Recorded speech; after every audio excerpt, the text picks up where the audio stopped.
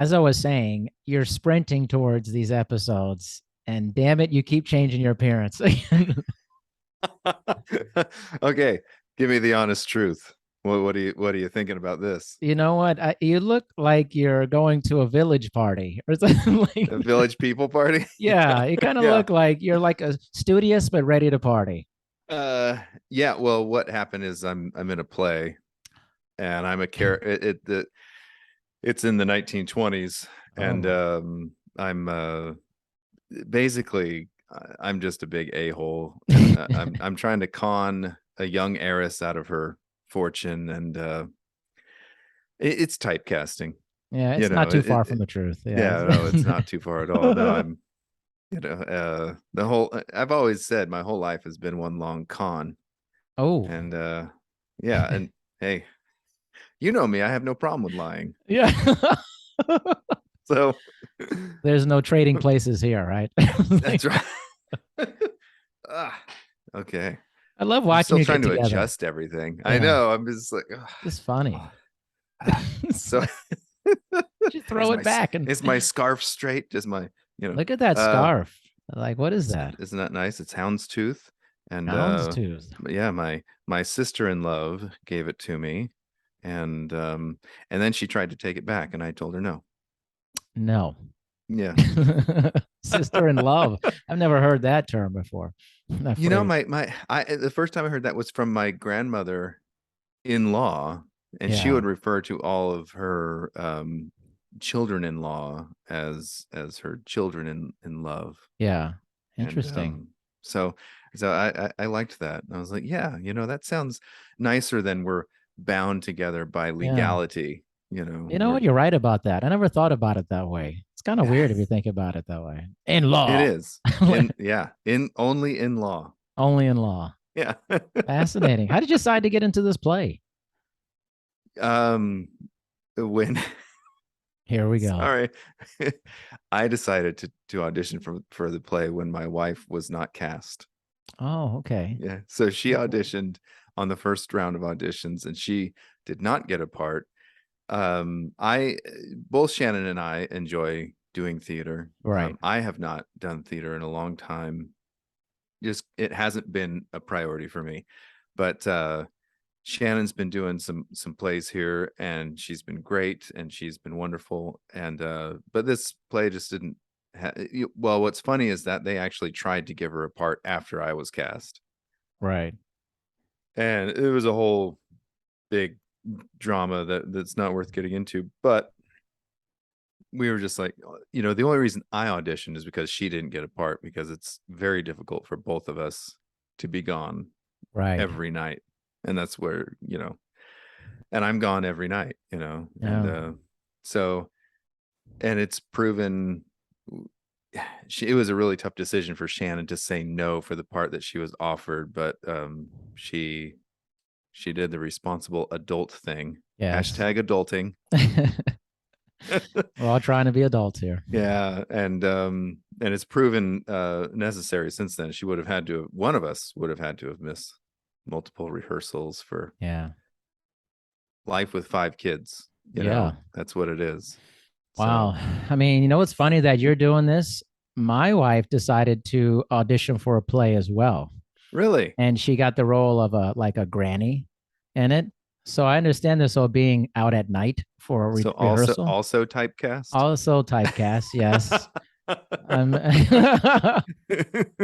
she's gonna listen to this and be like, "What? Yeah. Like, What's that supposed to what mean? is this? Why you guys keep Yeah. doing this show?" Like, I've never even seen a photo of your wife. I have no idea what no, she looks like. she doesn't want to be on social media ever. She's Yeah. never wanted to be on social media ever. Okay. Well, She you just need to take a candid of her that's very unflattering. No, she won't like that. Yeah. I don't think I have a lot of pictures of her either. I don't know. She's just like very against being online, and she Yeah. always has been. And I just like respect it. I'm like, whatever you think, man. It's That's like great. it's your deal. Shannon's all about the glory. She's I all see. about I the knew it. likes. She's pimping it for the likes. She just wants the likes. No, we laugh about it because you know, part of what drives Shannon to be in plays is literally the glory. It's Yeah. the glory of it. So what drove your wife to want to audition for a play?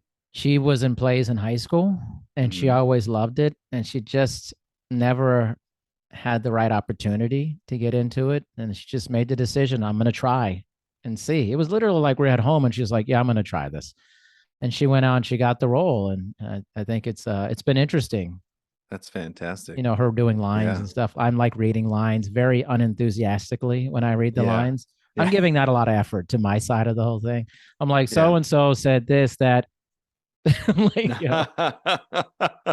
with It emotion, is. Darian, emotion. Yeah. Yeah. Give me something. Give me something I can go with, Uh, Shannon was helping me the other day with lines, and my character's so gross oh my that she was gosh. she was she was having a hard time.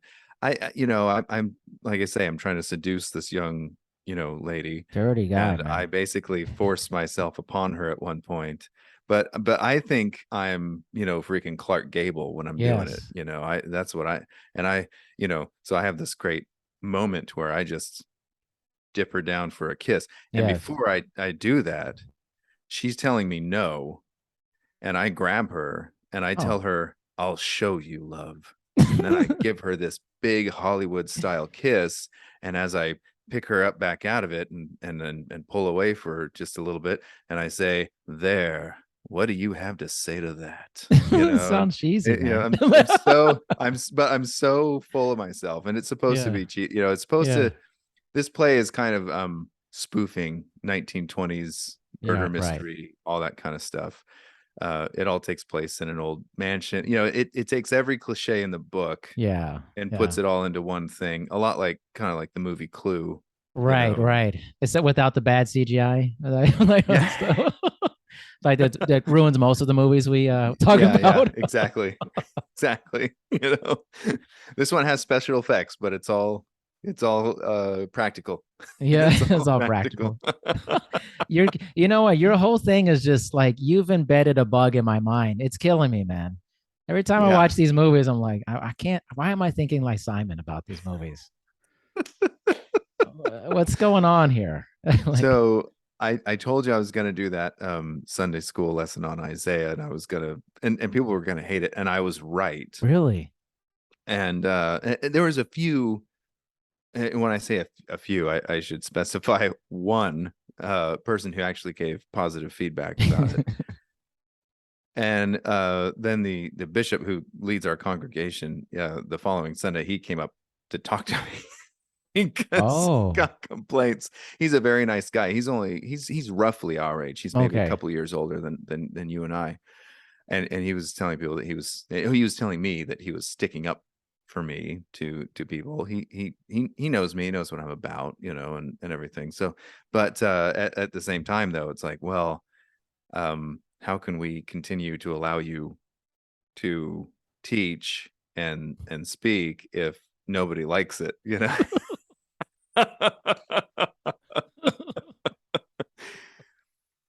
Shannon said the most perfect thing about it. She said, nobody complains when somebody gives a boring lesson. Hmm. Wow.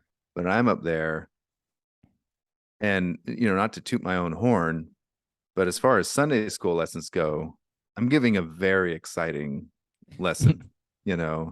and I'm dropping all kinds of history and linguistics Mm, and all kinds of stuff to help people, to help open up the scriptures and the stories and to give right. deeper understanding. And so anyway, I brought that up just to say, what did I bring it up just to say? That's really funny. Uh what were we just talking about before I went off on that? That is so funny. I had this point I was building to. Honestly, I'm trying to figure it out myself. I'm thinking the church should know after Jesus the bastard that wait Oh, a minute. Like, yeah. This is it, that I infected your brain. yes, you So did. Shannon and I were kind of like talking about what's the point of me doing this kind of thing where I know people are not going to like it. I know it's not going to be well received. It doesn't matter that what I'm saying is true and correct. It's just not going to be well received. So what's the point in doing it if it's going to be rejected? And I told Shannon, I said, because the next time they read those stories and those scriptures, I'm in their head. Simon's in the head. I'm in there, and they can't read them that way again. Right. They can't see them the same way they saw them before. And that is the beginning of thought, Yeah. thinking for yourself, to have a contrary voice in your head that doesn't just agree with everything that you're saying. Well, that's the beginning of, scholarly thought, Right. that we might say, where you are actually taking a or as non-biased as you possibly can, that perspective, and asking, okay, what does this really say? What does it really mean? Not just what do I want it to say, what do I want it to mean, or what did somebody else tell me it said, or somebody else tells me it means. So anyway, I just like being in people's heads. That's the whole thing. Clearly. I I, Clearly I you do. just if I think I've been reincarnated from a virus, you know. I You've think I infected was me, man. I think I was a head cold in a previous life.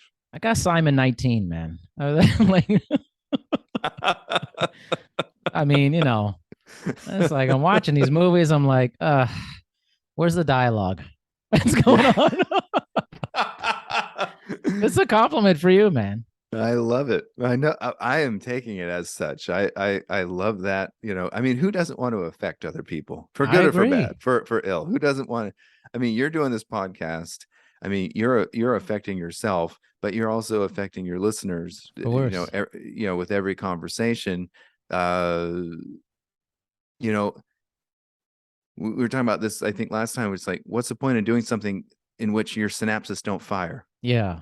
You know what I mean? It's like, Yeah. I don't, I mean, yeah, there's time for leisure, but when you're Yeah. actually gonna be involved in a project, a conversation, a religion, a political party, doesn't matter what it is. If you're gonna be involved in it, what's the point if you're not firing synapses and learning new things and changing Yeah. yourself for the better? What's the point? I totally agree. I actually think we're seeing that a lot. Speaking of religion, a lady I had on my show, April A. Joy. I think you know Yeah. her. Yeah. Yeah. I actually ended up following her on Instagram. She's great. Yeah. What's weird is like I had no clue who she was. Honest, when I was talking to her, I was like, all right, this seems interesting to me. I saw it on YouTube. I was like, it's a no if you don't ask people to come on. I mean, it's just Yeah. a no. And we had a great episode. It was fun. It We've was. Yeah. I contacted each enjoyed it other a back lot. and forth. Yeah, it's good. And then I'm reading the news the other day and I see this article on CNN and it featuring her. Oh, really? She had a big feature on CNN about deconstructing faith. Oh, that's And fantastic. Great for her her. information is infiltrating people's minds Yeah. and rediscovering how you look at religion and faith. And actually, now if I segue this, I think that's what we're trying to do with these movies too. Is like, hey, maybe you look at movies more than just the surface for what you think it is. Yes. There's something else going on here. So much more. I mean, so Trading Places, Yeah. easy to just watch that like we did when we were Right. 8, 9 years old, whenever we So saw weird, it for the man. first time. Yeah. And, we're going crazy for Jamie Lee Curtis. Yes. Yeah. The respectable hooker. Yeah. That's right. I mean, all the love to Eddie Murphy and Dan Aykroyd, but what was I watching that movie for? Come on. Jamie Lee Like, Curtis. exactly. Yeah. But to go back to it and to see that it's addressing issues that are super hot topics in the last couple of years. Race issues with the police and things like that. They're doing it in a very funny way. Right. They're not demonizing the police. It's not meant to have extreme messaging, defund the police or something like that, but it's meant to show that in a situation involving a rich white guy and a poor black guy, the poor black guy's getting arrested. That's right. That's exactly right. And you They just think ain't it's listening to funny. him. No, They you ain't just think listening it's to him. funny when you watch it. You're like, Yeah. oh, this is funny. But, it's deeper. Yeah, it is. It is. It is deeper. And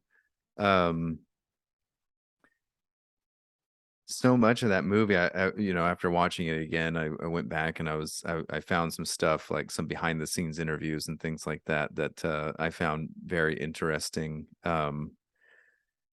You would think, because Eddie Murphy had just come off 48 Hours and he had been a big hit on SNL, that he would have been just, you would have thought he would have been first call for this movie. But apparently this movie was developed as another Richard Pryor, Gene Wilder vehicle. And it's like, Ah, oh, that makes complete sense, actually. right. Complete sense.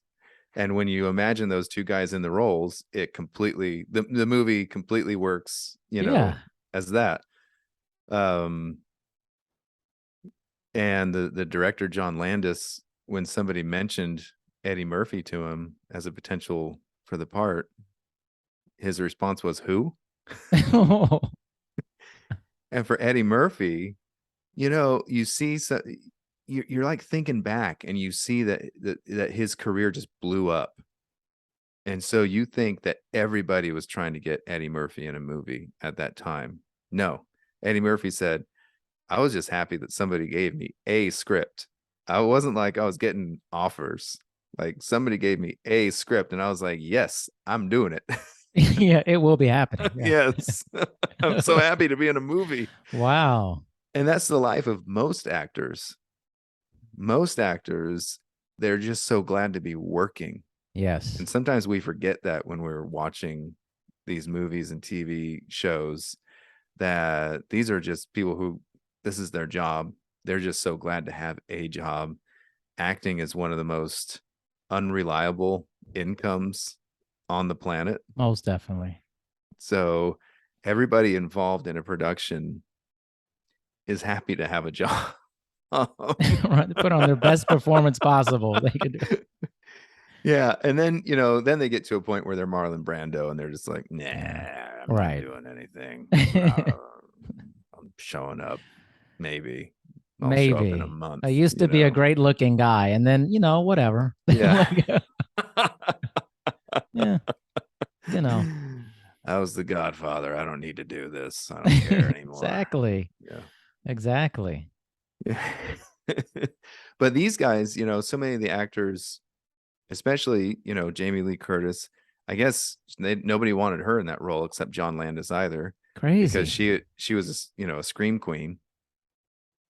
She's coming off Halloween, Yeah. right? Right. And that's all. And it's so funny. That's all people see her for now. But John Landis apparently knew her and knew that she was really funny and smart and all these things that the character required.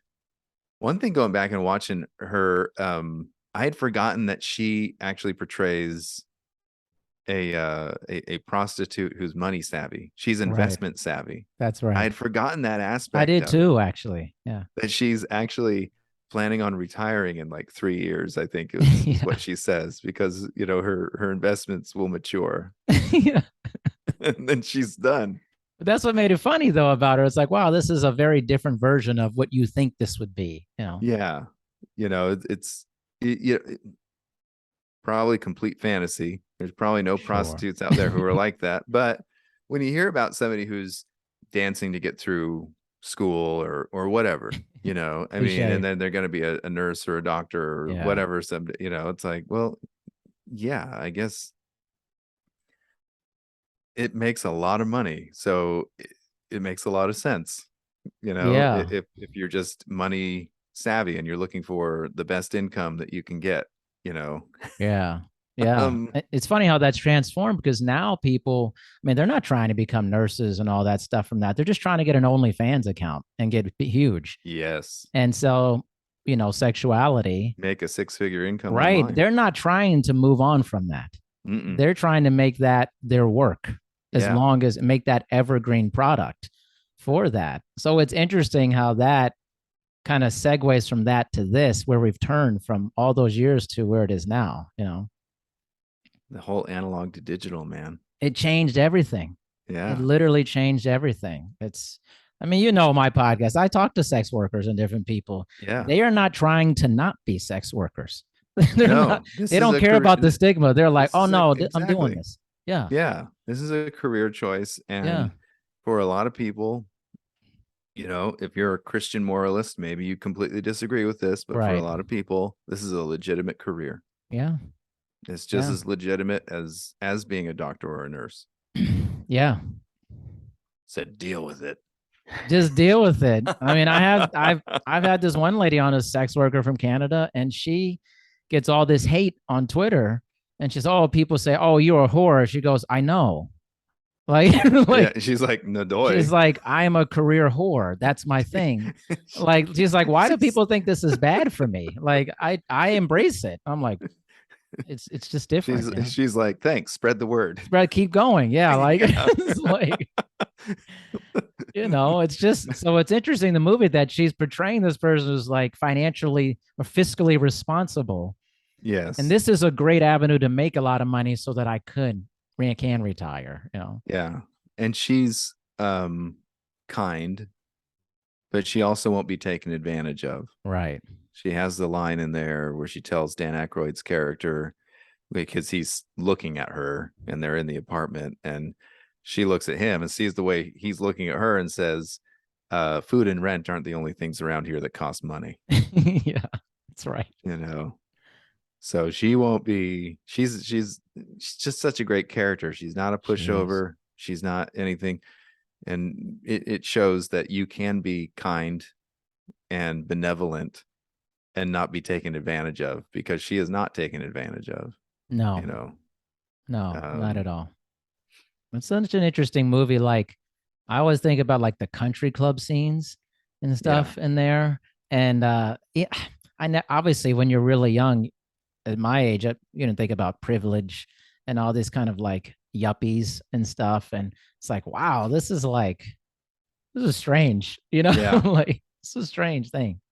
It's really alien to the rest of us Yeah. to think that, it's kind of like, I was just talking to Shannon about seeing certain friends who, it seems like they're always posting about the last club that they were just at or are at the moment, Yeah. And I'm like, that lifestyle is so alien to me, Yeah. to use so many hours of your day and week to go to a club or a bar. And for somebody of my mentality, that's the biggest waste of time that I can imagine. You know what I mean? Right. To go and do that like every now and then. Right. Now that is like, okay, yeah, it's like a special time. Let's go and, Yeah. whatever. But that it's like that's what you do, Right. I It's your mean, ritual all the time. and Yeah. I'm not trying to diss anybody. I'm just saying, for me and my personality, for the things that I want to accomplish in my life and do and everything like that, that could not be farther from something that I'm interested in, you know. Right. So, and the same thing with the country club. Can you imagine a life where you just go hang out at a country club? It's like, I don't know, I guess you play tennis or golf, and there's maybe a spa, and That there's was I didn't do this, dine. but that was my life running a high end luxury country club, private residential fitness facility for over a decade. Really? See, So, I didn't like, know that about you. yeah, because a good, in the business 22 years, and about 15 of those years were spent in executive or GM roles and nothing but super, super high end clubs and then running one for a very long time. So like, but it's weird, like looking at that, I still found it weird, even though I had been in that environment for a long time. I was like, this Yeah. is strange to me. Like, So you I have never, been like that, you know? but so you've never embraced that as like, this No, is my lifestyle. You're just running it for other people. I'm just running for other people. I know exactly what they want, how it works. Yeah. But it was just always like somebody once asked, I mean, these are homes in this community. They're like $5-10 million homes, pretty regular. You know, the Mm. average house is like 10,000 square feet, it's just huge homes. You know, this is in Vegas. And somebody goes, oh, you know, you're the director here. They're like, do you live here too? I was like, I would never live here, even if they gave me Yeah. a house. I was like, this is not my thing. I was Yeah. like, I work here. I understand the environment, but I don't understand the mentality of that. So I was, you know, kept myself grounded. But even watching that country club environment, I still thought it was strange to me, even though I had been exposed to that a lot. I was like, Yeah. this is weird. And just the yuppie friends and stuff. And it was like, uh, you know, it's just stupid, you know. I guess part of the allure of that is that you feel like you're connecting, the people who are involved in that, they feel like they're connecting to peers Yeah. and other peers with that kind of money, Yeah. and I guess people like to associate with their own kind, is Right. what I'm The trying to money say. kind. Yeah. Yeah, which I find fascinating, and I think you'd agree that we're more interested in people who are different from us. Yeah. Most By definitely. and large, it's like I don't want to be surrounded by quote unquote like-minded people. Yeah. I want people of diverse backgrounds, and that means incomes, and that means, Mm-hmm. nationalities and beliefs and all these kinds of things. And I want people around me that with whom I disagree, Yeah. Most you know, definitely. I tell and you, one of the biggest surprising things, I mean, this is not new to me now, but maybe like 15 years ago, was when you're around people with incredible, casino owners. I mean, this is crazy wealth. You realize the game very quickly mm, because a lot of the general public sees wealth and they think this person must be incredibly intelligent because they have all this wealth. But I learned very quickly that wealth does not equal intelligence mm, at all. And mm, actually, it's somewhat a detriment to intelligence in some way. It mm, prevents you in some ways from seeking other things because you have so much. You go, and there's a lack of uh, purpose a lot. I mean, meeting people who are retired at like 33, 35. uh, that's interesting. There's a lot of like aimlessness to that type Mm, of thing, lack of purpose. And then you hear people talk and you're like, how did you become rich? In your mind, you're like, how did this happen? Like, yeah. I'm not connecting the dots on this. And then lots of great people, but sometimes wealth has nothing to do with intelligence. It really doesn't. I just think life is just such a crapshoot. Yeah. And so, I mean, you see people who are out there working so hard, and maybe, like you said, they don't know the game, The game, man. but it was a crapshoot that they were born into a situation where they weren't taught the game. Right. And if they'd been born in a different situation, they'd know the game. Yeah. They'd have the money. So Right. it so often isn't about, your work ethic, your intelligence, all these other factors. It's simply, and this isn't true across the board. There's plenty Yeah, of of people course. who've come from nothing and made something financially of themselves, Of course. or otherwise. But I've been contemplating this a lot recently, the myth of the self-made man or woman or person, and what a myth it is. Mm, But actually, I decided to stop calling it a myth and just call it a lie, mm. because a myth is meant to teach something, right? You're supposed to kind of learn from some kind of myth or legend or whatever. Um, the self-made story, it really, what does it teach? Yeah. I mean, what does it teach us? That it teaches us that the person who's claiming to be self-made is completely unaware of their interconnectivity to the rest of the people around them. Yeah. And they're completely either unaware or in denial of how much help Yeah. that they've received along the way. Yeah. And that's kind of trading places, That's right? this conversation's all I mean, about it's trading so funny. places, right? Money, wealth, intelligence, the experiment that they essentially play with these two people. Yeah. Where Eddie Murphy off the street, a con man off the street, is just as good at Dan Aykroyd's job as Dan Aykroyd It's was. exactly You right. know, just because one was on the street and one was in a Manhattan townhouse or whatever it was, uh, it says nothing about their intelligence or capability. Right. It Exactly. says everything about circumstance, luck, A the lot of crapshoot of circumstance. life. Right. And I always look at like celebrity and things that nature. I think sometimes we assign, like with wealth and celebrity, we assign this powerful value of, well, you're at this status, so you must know so much about everything. My experience has been nothing like that with people who are are worth 500 million, worth 250 million, whatever millions. My experience is they may have something really special in one thing, but extremely woefully under have very little knowledge about many other things. Yeah. But if you don't meet these people, you don't know that about them. You just see what they want you to see about Yeah. them. Like everybody's in love with, like, not everybody's in love, but like you see one like some like an Elon Musk, you think, oh man, SpaceX and Tesla and stuff. But there's probably a lot of things he's horrible at, or he's Yeah. probably has very low self-esteem and other things. I mean, I would train judges who were putting people away over capital murder, and they couldn't bring themselves to exercise. Mm. Like they just had no consistency. They had no idea where to start, but man, they were good at being a judge. And you Yeah. think, man, you're so good at this. Why can't you do this other thing? It's like these things don't always cross pollinate.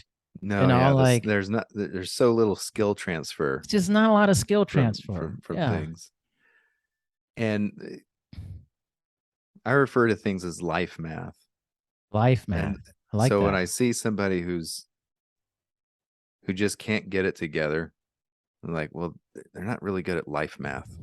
You know what I mean? I gotta use that. You know, it's like it's not that they're bad people or lazy people or this or that or the other. It's like I somewhere along the line somebody didn't teach them life math. They didn't Right. teach them, uh how to, how many miles it would take to get from point A to point B and how to plan the trip and how to, that Yeah. all this stuff that goes into it. And some people have that innately within them. They're just savvy, Yeah. with about life and how to do things and get things. I think my wife Shannon is one of those people. She's just kind of innately savvy about how to get herself to where she wants to be. Mm. And she has in the past, hopefully she doesn't mind me saying this because she admits it to me Yeah. herself, she says, um, because just because she knows how to get somewhere doesn't mean that she actually knew what to do when she was there. Does that Mm. make sense? Yeah. So she knew how to get the job, doesn't mean she knew how to do the job.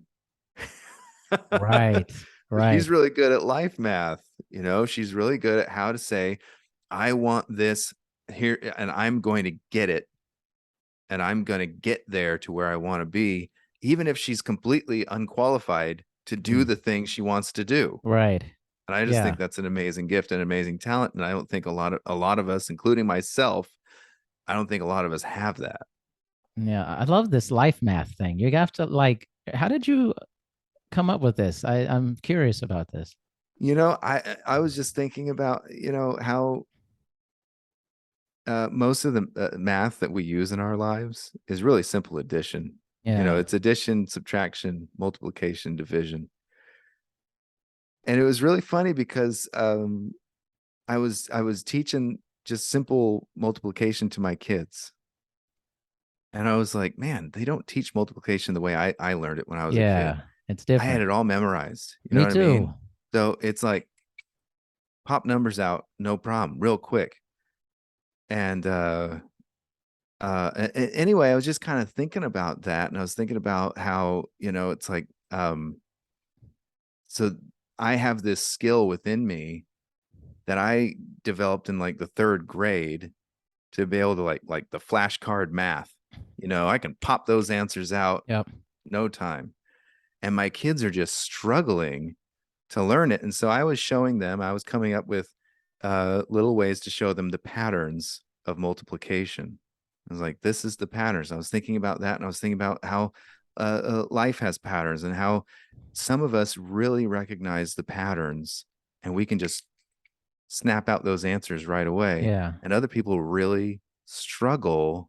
They don't see the patterns. It's difficult for them to see the patterns. So, when you say 7 times 7, they have to sit here and count it Right. on their Yeah. hands while the rest of us are like, come on. 49. Yeah. I mean, You just it's really memorize it. That's so all we did easy. was memorize it. Exactly. Yeah. Yeah. And that rote memorization turns into an ability to just go and do. Yes. and I feel like there, and that's that skill set, you know, and I feel like that's where, you know, a lot of us, and I'm saying myself included, in so many aspects of life, I, I, I didn't get the foundation, Mm. and I didn't get the foundation to a point where I could just snap it off, you know. But other people, they seem to just get that foundation, and they seem to just know how to navigate through these different processes and recognize the patterns, understand the game, like you're saying, Yeah, I'm you telling you. know, and just go and do it. It's like things just click. They Yeah, click. And I look around, I see a lot of people who are just intelligent, hardworking, uh and then also people who are just really struggling. Maybe they struggle with yeah, addiction, they struggle with, you know, and somewhere along the line they didn't do the math. They yeah, didn't say, oh, if I do this, it's, you know, these consequences could occur and things like that. And that's really what a lot of it is. I think life math is based on, you know, uh, action and consequence, really. yeah, So when I'm doing something and I haven't weighed the consequence, and then I sit around and say, "Oh, I had no idea that would happen." It's because I'm bad at life math. this is That's what it unbelievable. is, I love you it. know? Whereas Shannon, like I said, when she wants to get somewhere and get that job and get that next level of paycheck, or whatever it is that her goal is at the moment, she just buckles down and she knows how to do it. And Yeah, you know, that took work and effort to get the base knowledge of how to do that. But once she got it, and she was able to coach other people how to do similarly. I could never coach people how to do that. I've never got it. yeah, That's not my skill set. right. It's such an interesting conversation. I had a guy on, and he talks about that actually quite a bit. He doesn't call it life math though. He calls it Yeah. something else. He's like, people who are like one of one or one of two out of 10, like you could tell them the method, like, well, just do this. And they just struggle with just doing the basic stuff. Their Yeah. math is like, it's very convoluted for them. And then there's like the 6 out of 10s, the 7 out of 10s, where it's like, follow this. And then they just do it. And they're like, Mm, oh, okay, I know the equation now. I'm going to do yeah. that. And there's just like different levels of that. It's like Eddie Murphy's character, like he got the math very quickly. He was like, oh, I know how to do this job, essentially. He knew he's a hustler. He knew Yeah, what to do. exactly. He's a He was hustler. able to transfer skills that he Yeah. already had and say, "Oh, I know how to, you know, manipulate people." Manipulate. That's exactly right. So what are we doing in stocks and exchanges and things? We're trying to manipulate, you know, and man, Dan Aykroyd's character is so great in that. What does he call it? He says, you know, they're going to the exchange. He's like the last bastion of capitalism, you know, in the world, you know, and he's so proud of it and he loves it, you know. Yeah. That's one of the great things. Like his character experiences growth, but he's still essentially the same guy. He's the same guy. Yeah.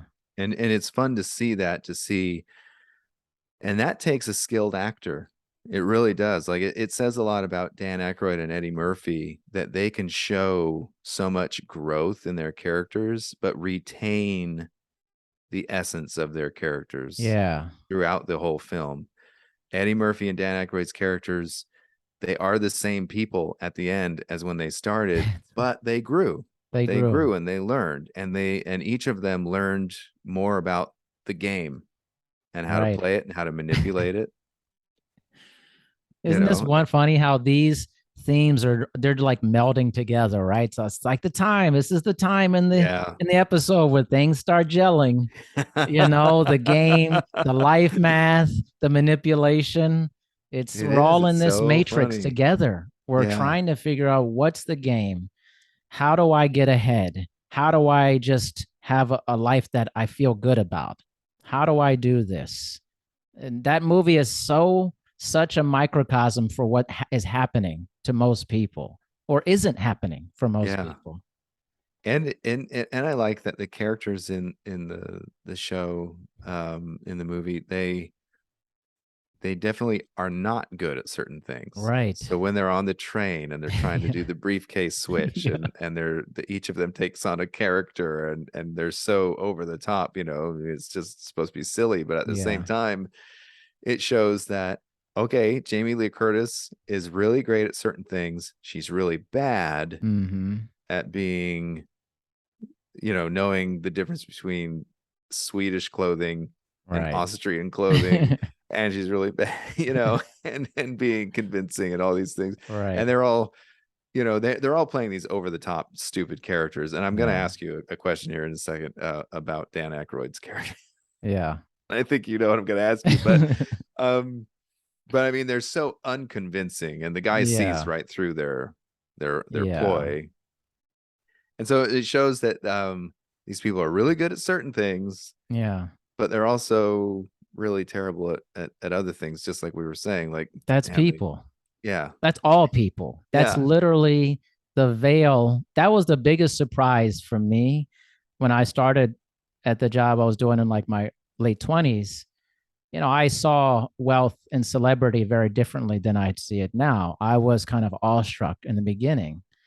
And yeah, whenever I would hire someone to work at this place, they would always be really nervous because they're like, well, this place is like all this money and stuff. And I'd be like, hold on, that will fade very quickly. I mm, was like, because you will see behind the curtain very yeah. quickly. You'll And you see will through everyone's you'll see facade through it, real right? fast. It's a huge facade. Everyone here is just like you. They just have Yeah, money. That's the only difference. They're just like you. They don't deserve your tremendous adoration and all this stuff and this pedestal you put them on. You be respectful and kind, but they're not better than you. it's There's so no interesting to way. have this conversation right after the Queen passed. Right. You know, I mean, that is an ongoing conversation, and I wonder when Britain will ever just say, "Listen, we're done with y'all." Okay, I wanted to talk to you about this. I know we're skipping around a bunch, but I am Yeah. curious about your idea about the monarchy in this whole thing. I mean, it sounds like I kind of get what you're saying, but what is this year like? So, to our previous conversation about being, just born in Mm-hmm. circumstance, I was like, um, in my mind, the monarchy doesn't deserve anything that they have, Right. and all of that should be given back to the people. Melt down the crown and the family jewels and sell all Mm-hmm. that crap and give it to people who need it, and just completely do away with monarchy. I mean, Yeah. the idea of being respected because you were born, and when I say respected, I mean respected above other people. Right. Okay, that makes no sense to me. Respect, trust, these are things that you earn through a lifetime and a track record Right. and all these kinds of things. And I'm not here to say that people who are born in the monarchy can't earn those things, Right. but you don't just get them. Yeah. You get exactly what you just were saying to the employee. You get to be treated humanely, like another human being. You deserve that unalienable right to happiness, and et cetera, our Declaration of Independence, and everything that we believe here. But you don't deserve, and this sounds very communistic, all right? And I'm not trying to take away anybody's like family inheritance and things like Yeah. that, but I'm saying that, the idea that you deserve something because you were born is such a fallacy, Yeah. and it's a lie, and nobody deserved it. And you were just lucky. That was it. Yeah. That's all. That's it, man. That's it. That's So i'm literally it. all i'm all for, doing away with the monarchy. Down with the monarchy. Down with the monarchy. Yeah. I actually had a very strong reaction to it uh, when Queen Elizabeth died. And my wife and I had this kind of big talk about it. And she's like, I agree with you. She said, I know, but there's for a lot of people, it symbolized something to them most of their lives. I said, no, I understand that. I said, but my argument is that just like this is repugnant to me. I was like, this has no place in modern society. Yeah. And I'm like, what do they do? Like literally, what do they do? I'm like, I don't know what they do. I'm like, I know that, just to get houses, get things. And I guess maybe I'm very slanted towards that in a bad way because I've seen that before. And Yeah. in the community, like children born into massive wealth and not working, not doing anything, getting everything you ever wanted. I mean, what Marvin Hagler says, it's hard to train hard when you wake up in silk pajamas. Yeah. Imagine if you wake Yeah. up like that from the day you're born and you never knew what struggle ever was, ever.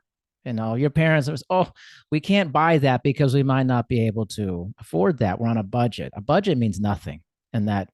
society. That's crazy to me. Like, it's just crazy. The premise of this is the premise of Rocky 3, Eye of the Tiger. It's right.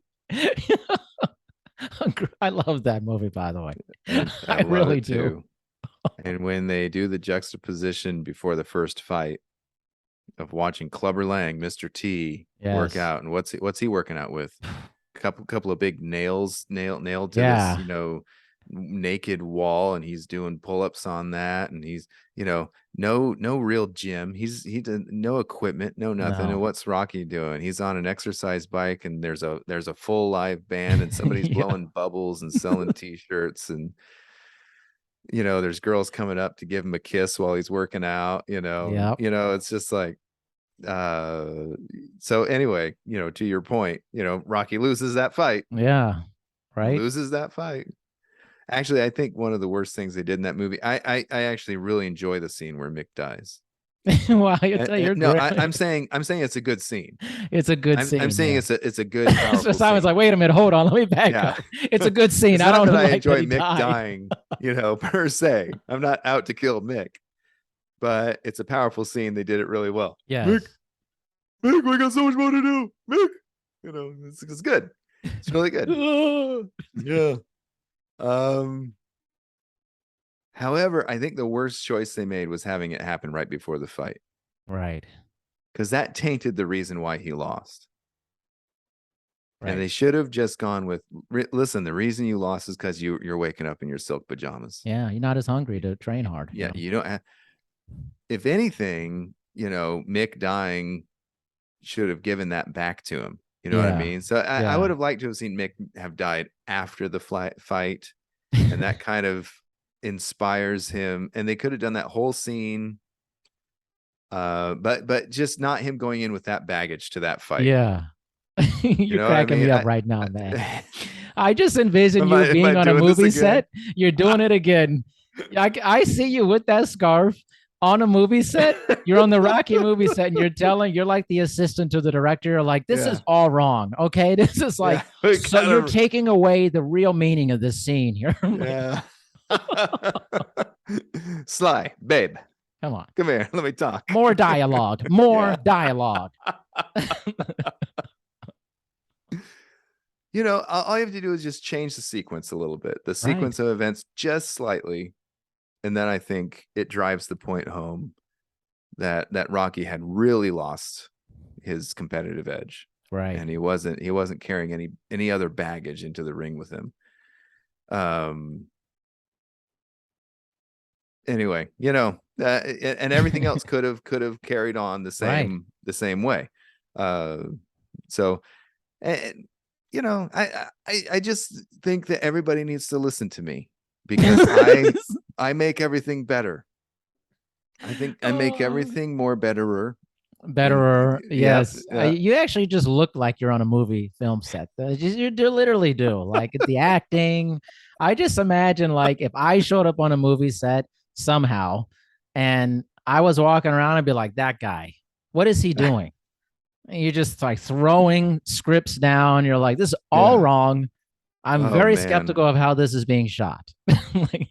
So I won't go into any detail, but the production I'm in is being co-directed, and last night and the night before, they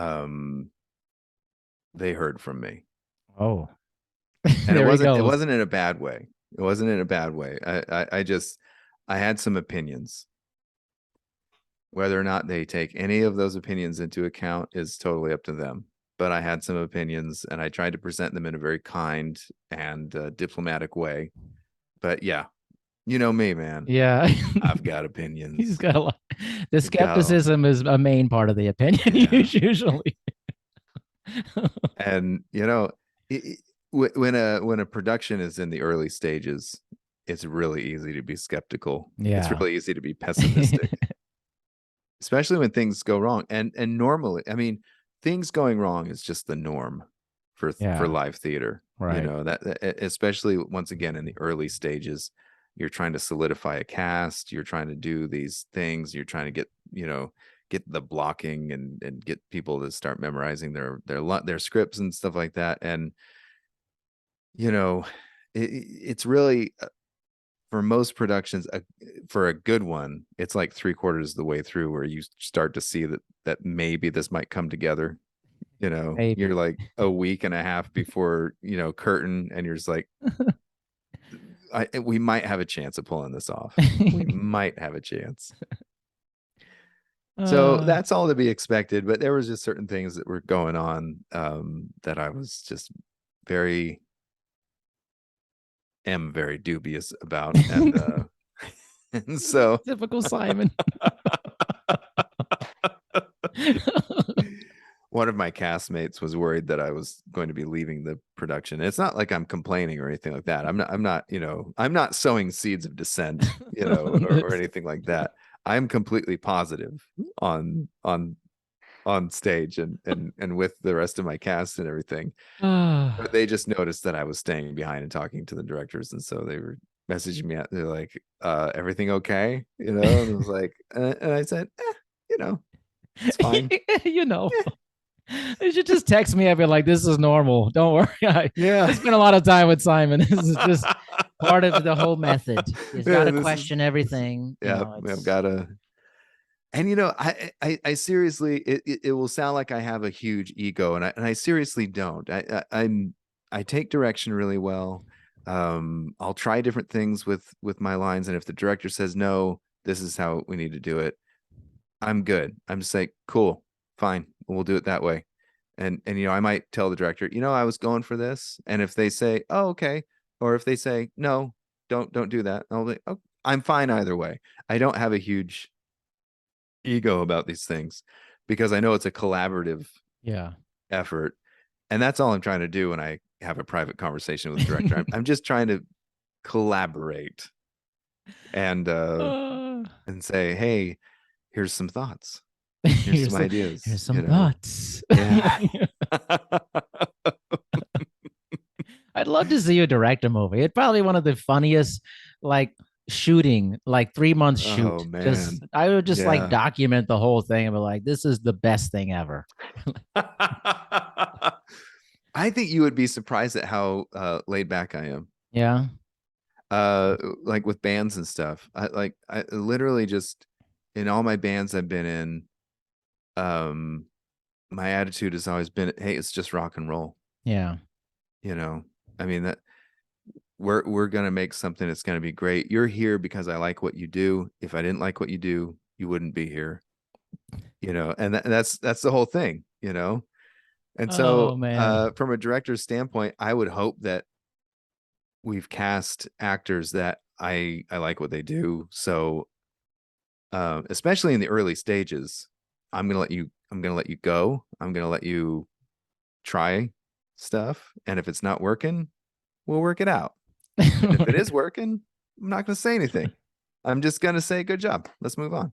Have they seen your work in Jesus the Bastard or Yeah. Isaiah? Like, they No, know about your no. work? See, I'm so laid back. It's really interesting. Last night when I was having this conversation with the directors, I did get a little animated, a little passionate Mm, about a particular opinion that I had, and that we were having a little back and forth over. And it wasn't an argument. There was no hurt feelings. There's nothing like that. But it was just they could see that I was passionate about how yeah. I felt. And they just like, wow, I mean, we can see that we've never seen this side of you. because, so we can see that you really care about Right. this, and and I was telling him, it's like, yeah, because I really am. I'm easy as Sunday morning. I really am. I really am. Uh, but Well, you're talking yourself into this. This is so I funny. know. Like, guys, I really am. I'm really good. You know what? No, I'm Oh easy. man. No, I have strong opinions, but no, I'm easy. I'm easy. I'm like, Well, as long as we can clear the air, I don't like, I don't want to sit there and have things fester. You know what I mean? And yes. and like I say, I can disagree with somebody vehemently and still really like them. So these two directors, I really like them. I think they're wonderful people. I think they're working hard and they want to put on the best show possible. Whether we agree or not is beside the point when it comes to those Yeah. things, and so really unhealthy for me to just try to hold all that in Yeah. and then let that aggravation build. Better that I just, away from the rest of the cast, so like I say, I'm not sowing any seeds of dissension or anything like It's that, but away from unbelievable. everybody else. I'm not trying to cause a mutiny. I'm just trying to say, okay, here's, and now I've spoken my piece. Now we can move forward. This We're is good. great stuff, by the We're way. good. It's like, there's always a part of the episode where Simon goes on a massive tangent about his personality. I'm telling you, there is. It's always on the back half, too. You got to listen to the back Oh half. man. It's like Simon time. It's It's like,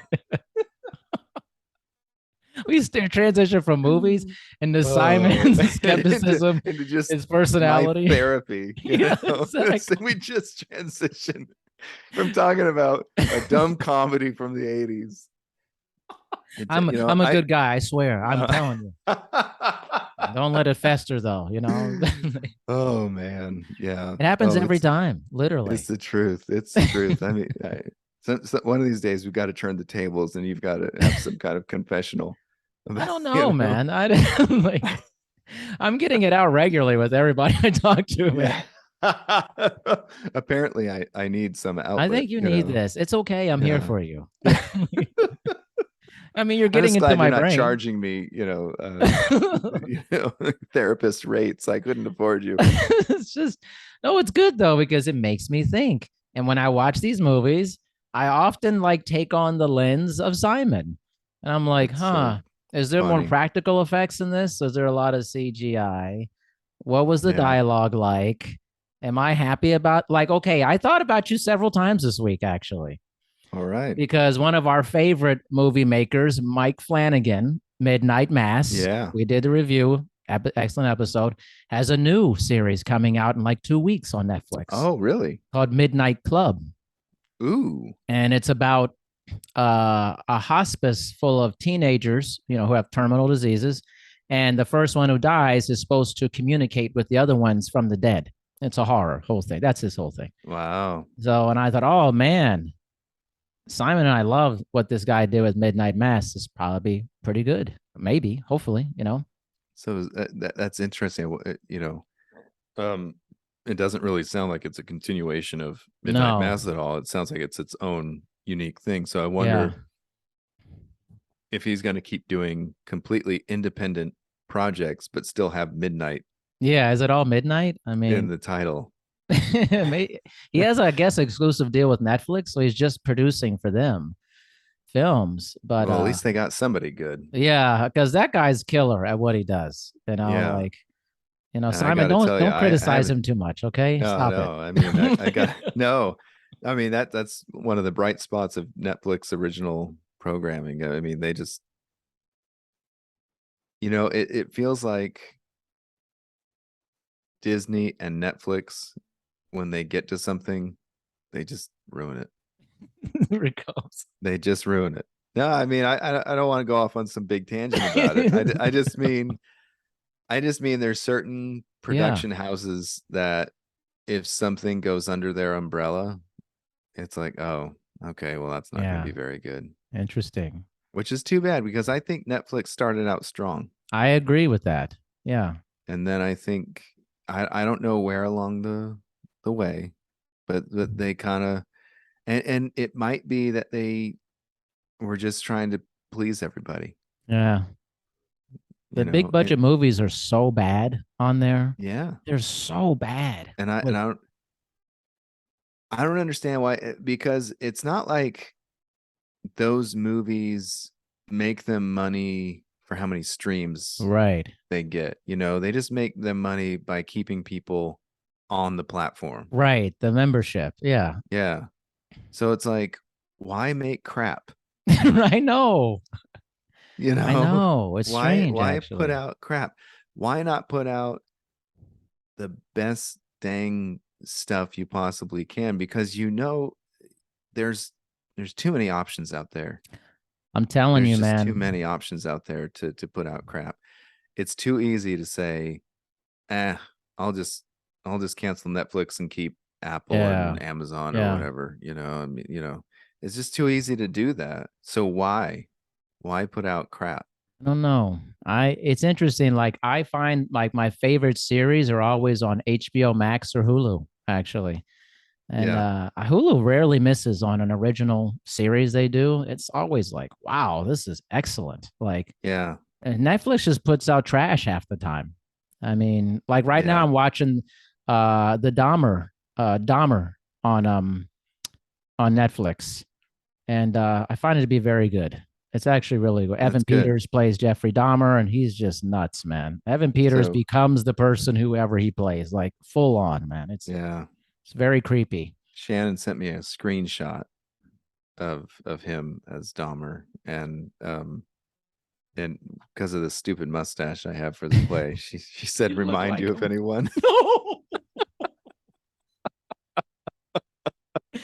Honestly, Simon, you'd be a great Dahmer in a movie. Seriously, you're always changing your look and stuff, man. You know, You kind of look like him. For right now, it's yeah. terrible. My my directors for this play, they just really like me in this Yeah.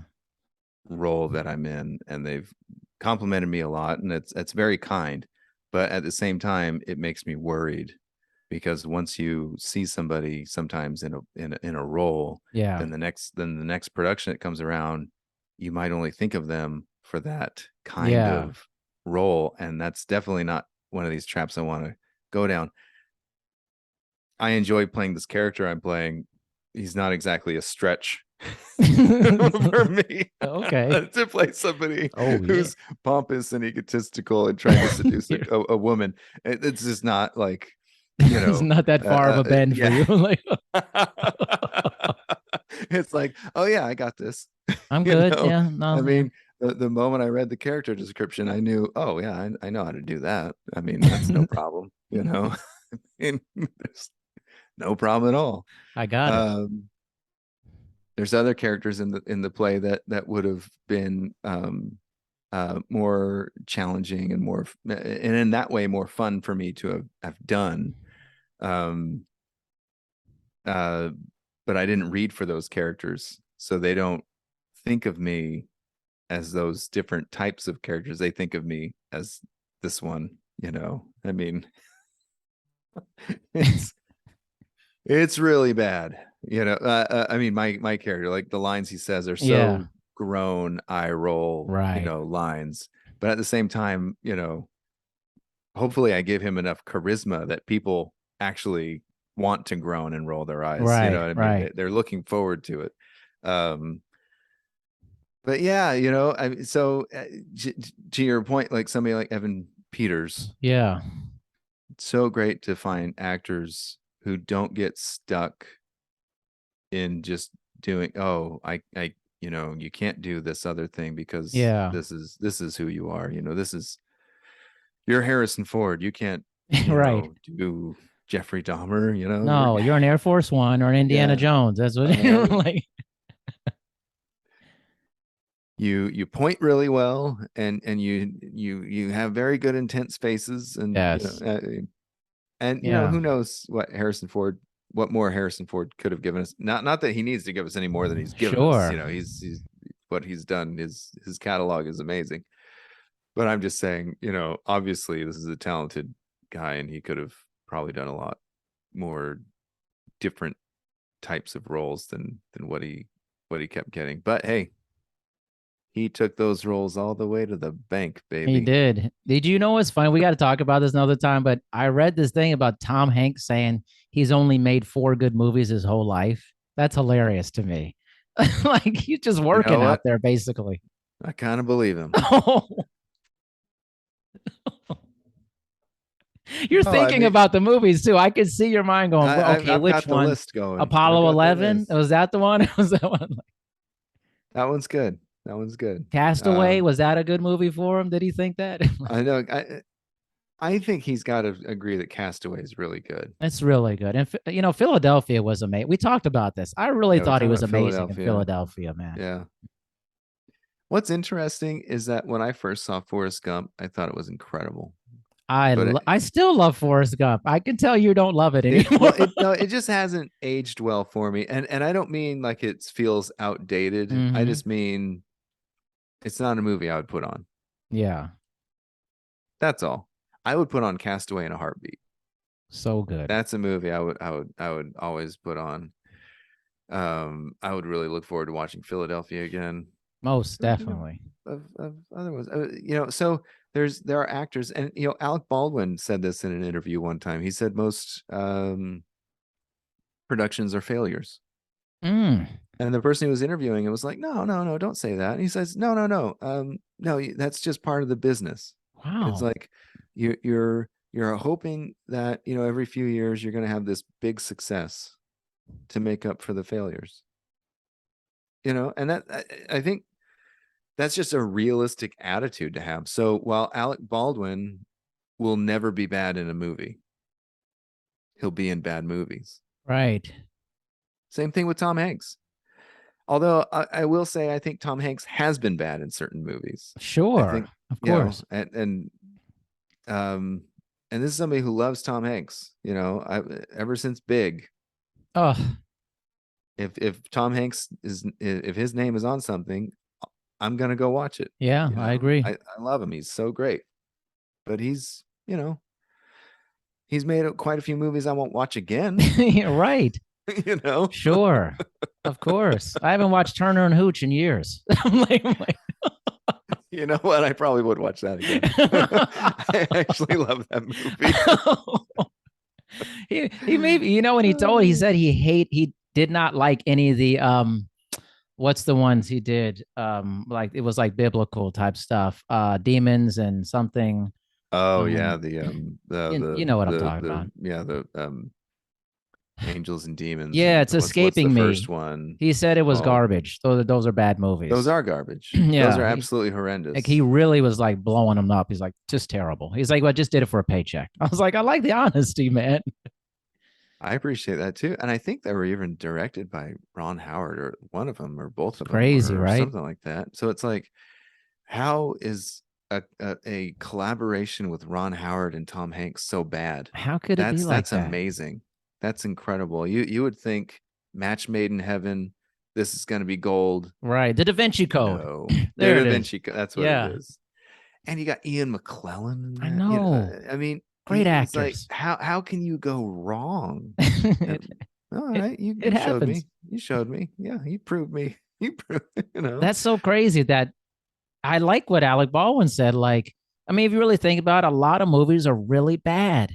And then every once in a while you Yeah. get something incredible, but that's not the norm. And when you read the script and you're offered a role, I'm sure you're thinking, okay, yeah, this is going to be good, you know.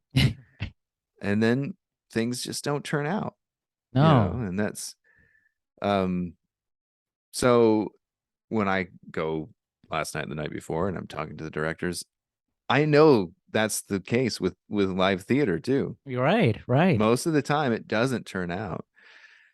My wife was just in a production that I won't name. Amazing talent in that show. Yeah. Terrible show. Had nothing to do with the talent involved. Really. It's a bad script from the get-go. We'll just say that. And but you know what? That show made money. Mm. So it made good money for Yeah. live theater. Wow. So I'm not knocking it. I'm not knocking the people involved. I'm not knocking, everybody's effort and things like that. It was just not a good show, you Yeah. know. Shannon was brilliant. I gotta say, she cracked everybody up. She Yeah. like became legendary overnight to anybody who saw it, saw her performance. But that doesn't mean the show's good. Yeah. I mean, you how know? many movies has Nick Cage been in that are horrendous? And then you got a couple that are pretty good, you know, Yeah, mostly bad, like mostly bad, mostly horrible, horribly bad, like mostly. over the top.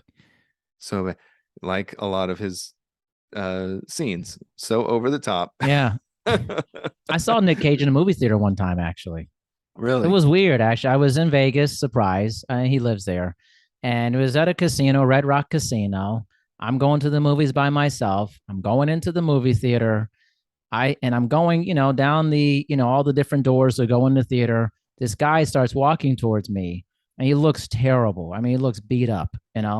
We get closer, we start staring at each other. We're looking right in. This is a true story. And I go, that's Nick Cage.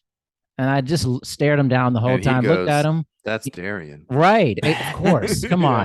And Yeah. he looks at me and I look at him. We just walk past each other. Honestly, I said, walking into the thing, I said, he looks like shit.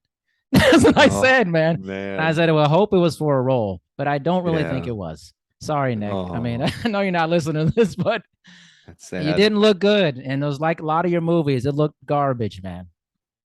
Yeah. Oh, little It was Nicky. bad. But he was in the movie theaters. Just maybe he's Oh, just little watching. I hope he Nicky. wasn't watching one of his movies because I was like I would horrible do that. experience. I would do Would that. you? Oh yeah, I would. No. Yeah, I would totally go and watch my own movie. I'm learning And a lot about you, man. it's not like vanity and things like that, but I honestly want to like would want to go incognito just to see um how the fans or fans, assuming people are fans. You're assuming they all love you, Yeah, Simon. exactly. But just to see how people react to the film, I would want to see Incognito. that firsthand. Yeah, You don't want to and be Simon when you show up. You want to be someone else. no, yeah, showing up with the glasses with the nose and the mustache on them, and so nobody. Well, they watch this show. You look different every time, so they won't know it's you Yeah, anyways. there we go. Like, Yeah. So yeah, but no, I would do it out of just this morbid curiosity yeah. to see how people are actually reacting to the movie. And I would want to dress up as one of the people who clean the theater after people have watched it, and I'd want to be in there like sweeping up and just overhearing comments. I don't even have to watch the movie. I just want to go in afterwards and hear what people are saying, you know. And then I would probably have to go and commit suicide afterwards. This is This is probably so what would bad. happen. This is Why you do this to yourself? Like, no. I've seen my movie in theaters 20 Yeah. times. Like, Because I'd be in there sweeping up, sticky popcorn, and I'd be yeah. hearing people say, "Well, everything about that movie was great except that Simon. I don't know." And I'd be like, "Oh no!" No, the best thing would be videotaping you, watching you be the lead in a movie and just you breaking it down, being skeptical of your own performance. See, I Oh, didn't like that. I didn't like how I delivered that. trust me, hey, dude. Every time we rehearse a scene, and I walk off stage, I literally am like hitting myself in the head with. We're not off book yet, so I'm hitting myself in the head with the script, and just be like, man, I know I can. I so amateur actors learn their lines and how to inflect the correct emotion in their lines. Great actors or just good actors interpret their lines by becoming the character. Yeah. So as I'm walking off, if you see me hitting myself in the head with my script, because I was completely unconvinced with what I just did. I was not the character. I did not interpret the lines as my character. And and 9 times out of 10, that's what's happening at this point. And doesn't mean I'm bad. I'm not bad. I'm just not great yet. And so Not great yet. I'm not great yet. Give me a couple more weeks, and hopefully I'm gonna be fantastic. Oh, the back half of these are always my favorite parts, man. I'm telling you, it's Simon time. It's breakdown Simon. Oh I just man. would watch it. I actually probably would watch my own movie if I was in it. I'd probably have a weird obsession about it. I'm not joking. I'd probably watch it Yeah. so many times, not to break down my character, just because I'd be like, I just love myself so much. I mean, like, look what I just did. Now we telling people, you see that I'm in this? You see You that? see this? You see what's happening here? You I see how jumped over good a I police look? car, man. I beat Yeah. up like 10 guys. And I had strong dialogue also. Oh.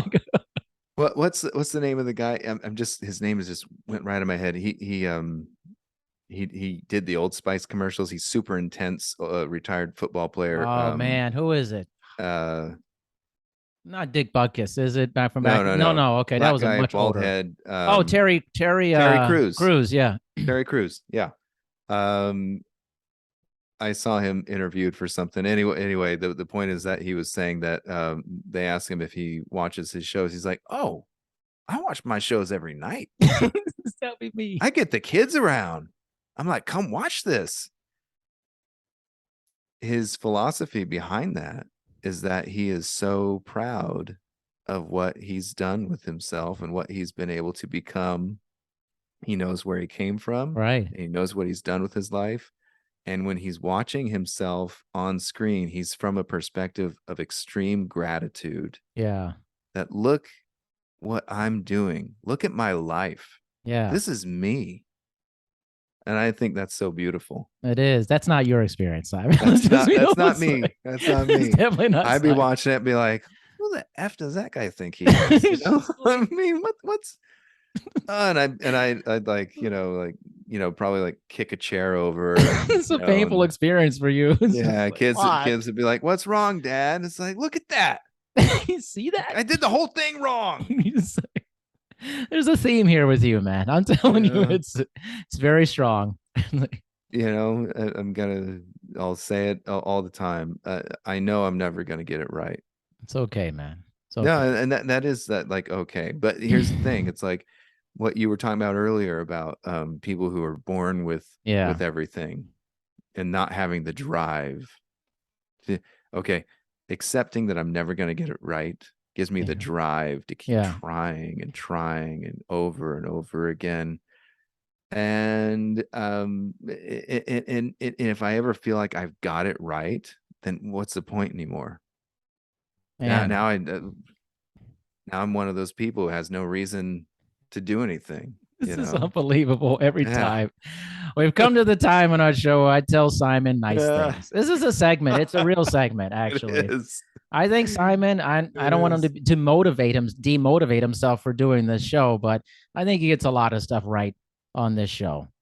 And I'm always grateful that you're my friend. Seriously, it's a real deal. Well, man. I'm grateful that you're my friend and my therapist. Yeah, you know what? It's I do this just because I care about you, man. Yeah, that's what I do it for. See, it's a good thing that you're so emotionally and intellectually healthy, so that you can take on all of this baggage that I'm dropping. Is a lot. Yeah. You're paying for baggage. I mean, this isn't Southwest Airlines. First 2 bags don't fly. This is Simon baggage every week, but I like it. I like the baggage. Yeah, you must. You're I'm a glutton for sadist. it. Yeah, it's enjoyable. I just think it's funny. Like, I envision you literally doing all these things, looking the way you currently look, and like having an attitude, but it's fun at the same time. I mean, that's the real key. Once in a while, my feathers get ruffled and I'm not having fun for a moment. That moment doesn't last. Right. And the rest of the time, when I'm not getting things right and I'm not having fun, or I'm not getting things right and I'm struggling, I'm still having fun. Yeah. And the important thing is to have a good sense of humor about yourself. And I feel like you and I share that in common. We don't take ourselves too seriously. If I fall flat on my face, It's hilarious. It's cool. Yeah, it's totally fine. And you know what? More and more people are listening to this hilarity that ensues every time. And I'm grateful for it, man. Listen, have a I as good rest of well. your day. Don't be too hard on yourself with these lines. I'm gonna have to Thanks. text you about this on the Yeah. side. And I'll see you next time, man. All right, man. Thanks.